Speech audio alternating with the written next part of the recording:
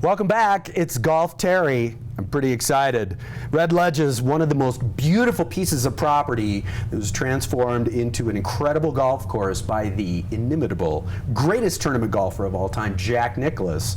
Just a few short years back, but there's tons of stuff happening at Red Ledges, including a lot of some of the best golf instruction to be had in the United States of America. And this evening, I'm joined by two fellows who keep the ship afloat and heading in the right direction at Red Ledges.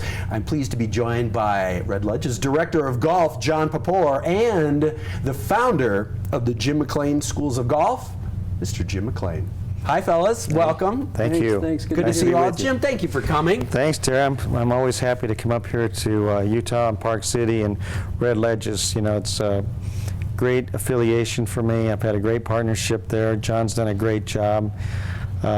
He came down to our place at Doral and trained, and he's come here and done an unbelievable job, as you know, and year-round teaching.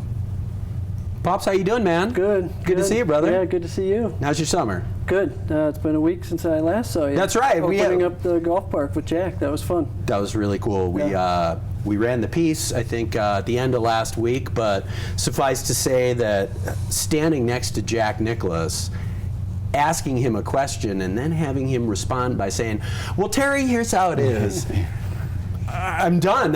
Jack Nicklaus knows who I am, and he called me by name, so. That's great. Well, he's been out a few times, and you've talked to him a few times now, so. It's true. Yeah, you guys are on a first name basis. And well, you know, I I feel so humbled to get to be around someone like that who has made such an incredible contribution that he's made to a game that we all love so very much. And, you know, I think in this era, even in the age of presidential politics in 2016, where people are, you know, there's a lot of slings and arrows happening, and Jack, it's just pure class. yeah, isn't that cool just to be around him? It's just uplifting and really very is. informative. You No know, question. he talks about the game of golf and the golf courses he's designed like no one else. And same thing with Jim, just hanging out with Jim McLean when I was doing my tutelage down in Miami. It was great just to be around such a knowledgeable person. It's just, you can't help but be uplifted and feel good about you know, the game of golf after talking with people like that. Well said. And for folks who may not be familiar with Jim, a long list of accomplished tournament golf players, men and women, including a number of major championship winners. Jim, talk a little bit about, I've been thinking about this all day, about the kind of the two-tier thing of working with some of the best players that the game has ever seen, and on the biggest stages, but also you're really doing your most good by helping out folks who would love to break 90, or I'm sure love to break 80 one day as well. Talk a little bit about how you get that done in terms of teaching philosophy. Yeah, well, practice. you know, after I played for a few years, I went to New York, and I worked up there and was a head professional in the New York metropolitan area. Got the chance to go to Doral to start teaching full-time, which is something I didn't really plan on doing until I started doing it and found that I liked it. And then I wanted to be good at it. We worked pretty hard at it, and I was very lucky to know some of the greats like Ken Venturi, a U.S. Open champion, and Jackie Burke, a Masters and PGA champion. Those guys really helped me a lot. And you know, then it just let us snowball. But going to the levels, we use three levels: the beginner level, or the very infrequent golfer, and then you have the kind of the mid-range player from about say a 10 to 25, and that's the majority of people.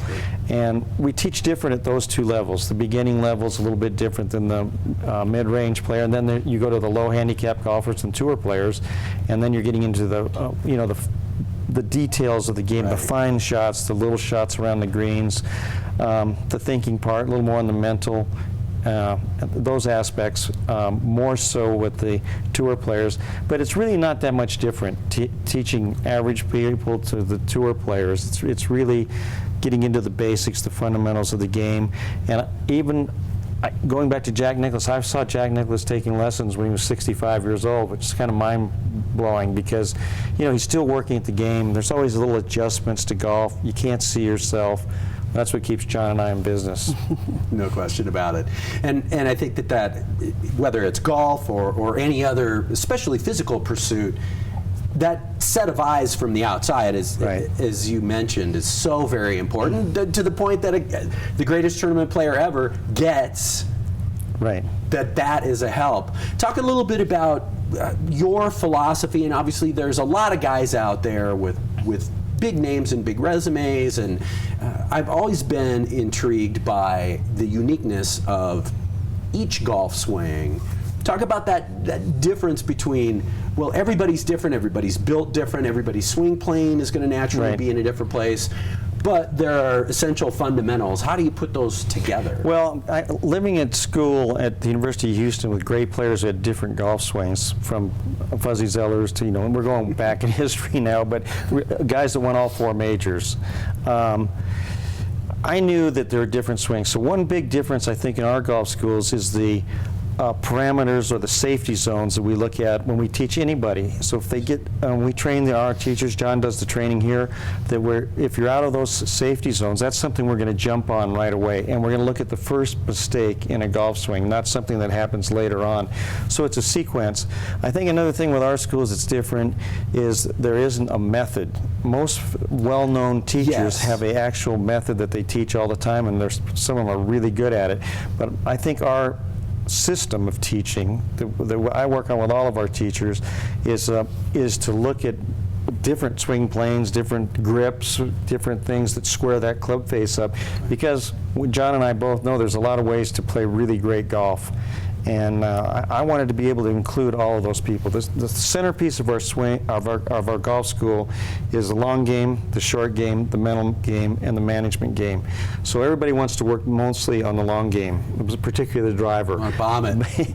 But we try to, slip in some short game, and definitely when we get on the course for management game. And then if you work with better players, they're going to think that golf's 90% mental, or maybe 95% mental, because to be able to relax, to be able to execute in a tournament, takes a lot of let go and a lot of trust. And so much repetition has taken place over years of practice that a lot of that is set, so it does become really important. Hey, you guys, let's take a quick break. When we come back, Pops, I want to talk a little bit about your process of going from who you were before as an instructor, as a player, to being a part of a codified system. Perfect. Right after this. We'll be right back, more with the crew from Red Ledges and the Jim McLean School of Golf. Stay tuned.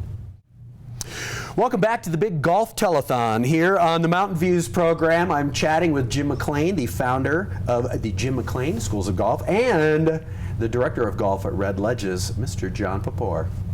Welcome back, guys. Thanks. John, talk about this process, because I'm almost intrigued to the point of, wow, I would love to do that, to go learn how to teach. I think anybody who plays an amount of golf ends up being a teacher, because your buddies who don't know which end of the club to hold kind of thing come and go, hey, Burden, how do you do this? And all I've ever done was just sort of follow my nose when I'm giving a tip or whatever. Talk a little bit about becoming sort of a framework mentally and practice-wise. Yeah, well, it's definitely an art to it. Jim he's the expert at it. He's definitely refined it.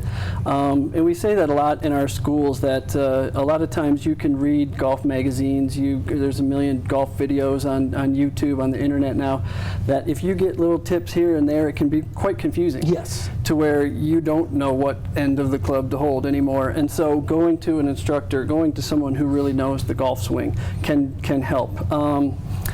Jim, one of Jim's big philosophies is he likes to hire great players. And not to say that I was a great player. I was a good player. I was a decent player. But if you have been there, if you know what a 2-foot putt to win a tournament feels like, if you know how to tee up that first drive in a big tournament with a ton of people around watching, then you have the ability to speak about what that is. Yes. If you're an 18 handicapper that's never experienced that, how on earth can you talk about what that feels like? But those dynamics still apply if you're in the third flight of the club championship. Absolutely, and so it's not that I need to explain that to a tour player. He knows what that feels like. I'm trying to get that person who is now in the final round of his club championship over the hump. Right. How do I get there? How do you get to that next level? How do you make that putt that really counts when the match is on the line? And so it does take a certain person to be able to do that. You've got to be a good player. You have to have been able to do that at some point in time in order to talk about it. And then being a good player, you're around better golfers. You know, I met Jim, I met Jack through my trials of playing this game, and so you learn so much more from them. When I used to work for Jack, I picked his brain as much as I possibly could and still use those stories and those ideas today. And it's great to have that background and to, again, mold the instructor that I am today to be able to communicate that. That's another big part of being an instructor, is you got to effectively communicate that to that student who might be an audio or a visual learner or a kinesthetic learner or someone who just really needs to feel a certain position. So I've got to be able to communicate that. We've got to be able to communicate that to a whole different audience, because you never know what kind of type of learner they are. So it's a pretty big process, and Jim's system and his certification process took me 7 months to complete. It's pretty extensive, but it was great. Even if I didn't end up getting to work for him, I learned so much throughout that process that it really, really helped me out as an instructor for sure. Guys, talk a little bit about mechanics, because I've in a little bit of a distance, because I'm not as close to golf as I was when I was a kid, but I've always observed kind of the trends and in some eras a certain mode of thinking about the golf swing, or a certain move, or a way to set up to the ball, you know, kind of becomes popular, and then maybe that goes away a little bit. And I remember a few of those, and I refer back to self-diagnosis and reading Golf Digest and Golf Magazine, and you know, you go to bed and you have 4,000 tips in your head. But talk a little bit about, has there been like a clarity for you guys in a fundamental or a few fundamentals of the golf swing that you can apply to everyone, whether it be at setup or where you want to be at the top or any of those kind of things? Well, absolutely. You have fundamentals that are really important to golf, and one of them would be hitting the center of the club face, and then you get into, okay, why am I not hitting the center of the club face? And one of the first things that we go to is tension in the arms, the hands, the shoulders, and people don't realize how tight they are. The other thing about golf is I've taught some great athletes. You could even look at Michael Phelps, one of the greatest athletes from the Olympics just recently now, and how difficult golf was for him. Or you look at Michael Jordan and other people that you would think, wow, this is going to be pretty easy for him. A lot of folks that don't play much golf, maybe never played golf, do not realize how difficult it is to hit that golf ball right in the center of the club face. And what a little plane change, which you were mentioning, and the swing plane is something that John and I work with people all the time. It's an inclined plane. Your club is swinging on an arc. It's not swinging straight down a line. And there's a tremendous amount of inconsistency in your brain for what golf is. The opposite is often the truth. You swing left, the ball goes right. You swing right, it goes left. You swing down, it goes up. And so if you're self-diagnosing, you might get around that day, but you're generally working on the absolute opposite thing you should do to get better. Right. Let's talk a little bit about the future of golf. You guys are doing an amazing job at Red Ledges. It's such a haven. It's just driving in the gates. It's relaxing, and I feel like, all right, this is going to be a great day. There's always a challenge in competition between other sports, even non-sport pastimes. Talk about your view of kind of where golf is in 2016, and what does golf look like in 10 years or 20 years? Well, golf's gone through a tough time. You know, it's through the recession that we've had, and it's it's an expensive game to play. I would say though that my first day here at Red Ledges, I saw John and his group with 30 juniors out there, 30 kids that they were developing, which was really fun to see. I love working with the juniors, just little kids. They were having a blast. So yes, they're competing with the swimming, the soccer, and baseball, and all the other things. So I think John's doing a phenomenal job at Red Ledges, and also has the support of the people, of the owners of Red Ledges, that they allow these things to really, kids to go able to play. And a lot of courses, they don't do that. They don't really support, and that's really where the growth of the game is coming from the young people and the millennials. And we have a little problem with the speed of the game, so being able to play a little faster. And John, you might talk about the new course that Jack just did, and you were just there, Terry. Yeah, it speaks to all those points. I was telling you earlier, I walked our little 12-hole par 3 course, the golf park, in an hour and 15 minutes. Had 7-iron on down through the bag and hit every club. I mean, it was awesome. There wasn't a club that I didn't use from 7-iron down. So it speeds up the play. I don't need my whole set, so the expense of it is I take a couple golf clubs, a couple golf balls, go out and play, a little carry bag. I can do it with my kids, I can do it with my family, I can do it with anybody, the juniors, the women, anybody who enjoys the game and enjoys the quickness of it. We're around an hour and 15. You can go twice around in 2 hours, and that's 9 holes, hopefully 9 holes on the big course. So what Red Ledges has done, what Tony Burns and Mitchell Burns and Nolan Archibald have done, have built this. Jack came out and designed it, as you know, and it's a really fun way to spend a couple hours with family and friends and get people back in this game that we lost, with the downturn in the economy a few years back.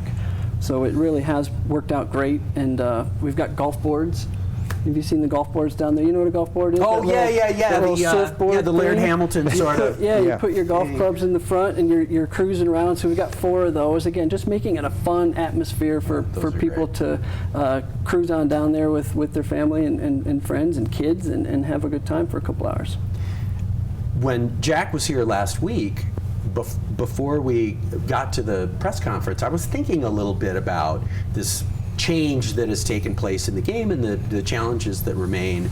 And I was thinking specifically because I'm starting to see people that I know don't play golf, are not golf people, and they're posting pictures of what a great time they had at Top Golf. Yeah. And I thought That's to right. myself, I wonder, what does Top Golf mean for the game of golf? Of course, I grew up 2 blocks from the golf course, so I have a very traditional view of the game, and I was surprised that Jack said, you know what, I think Top Golf is great. If it gets somebody out hitting some golf balls and playing around, it doesn't have to be that the Muni that's 2 miles down the road is in competition with Top Golf. In some ways, it's a different thing.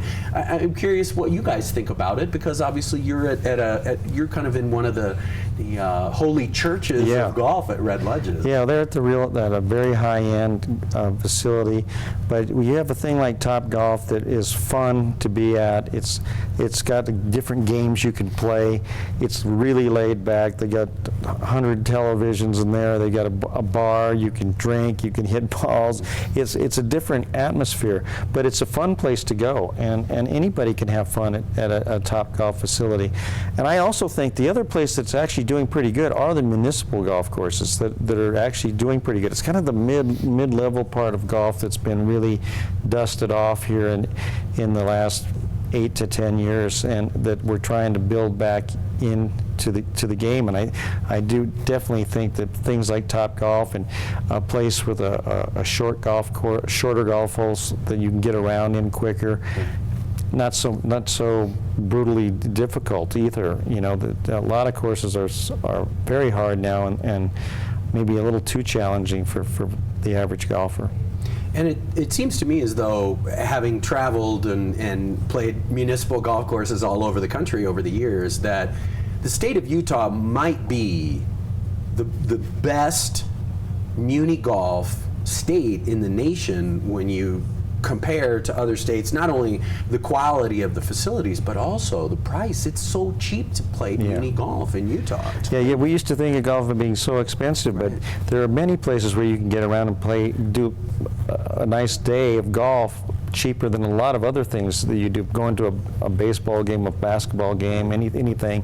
And then I think growing up in Seattle, I played a lot at municipal golf courses as well, and I've always enjoyed those. I don't know how you feel about it, John. I was a public linker. Yeah.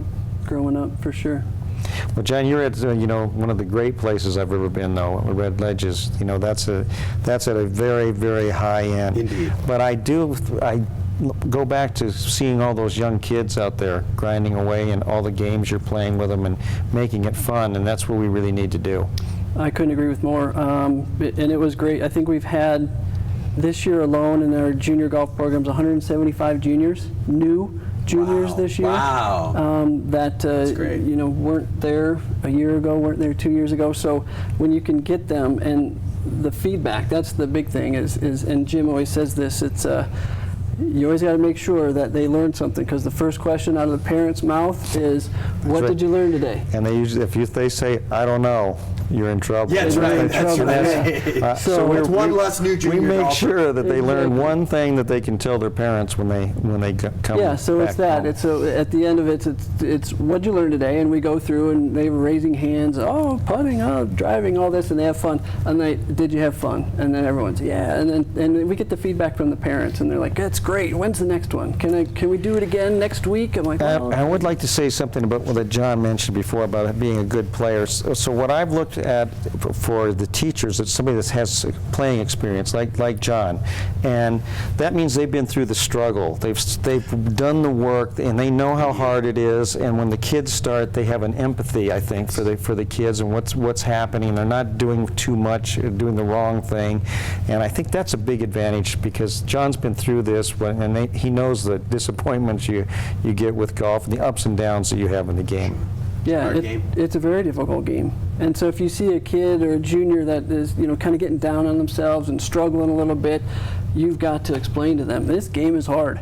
And you did this great, and you did that great, and you swung as hard as you could, and that was great. You just kind of dribbled off there, but awesome, great swing, kind of encouraging them, because it is a very difficult game, as we all know. And so we've got to be encouraging to those juniors. And of course, the flip side of that is that anybody who's played 36 holes of golf in their life has hit at least one shot that you're just brings you back. It brings you back. It brings you back. And I'm sure the kids have that same experience. Sure they do. Yeah, when you see those lights or the eyes pop up and the light bulb goes off and they're like, I did it. Do you see that? And I'm like, yeah, do it again. Do it again. Yeah, that's cool. Great. Well, fellas, thank you so much for stopping by. It's great to talk golf, and especially with you guys. All the best for continued success at Red Ledges and the Jim McLean Schools. Jim, real pleasure to meet you. Thank you. I hope that you'll come back and see us again here when you're back in town. I'm already waiting to get back next year. It's been perfect every day I've been here. It's just unbelievable. That's great. Thanks so much. Thank you, Terry. Good to see you, brother. Thanks, buddy. Anytime. All the best, man. You got it. Thank you. All right, you guys, we're going to take a quick break, and we've got lots more music from Mr. Cowan. So whatever you do, keep the dial right here, because I love you.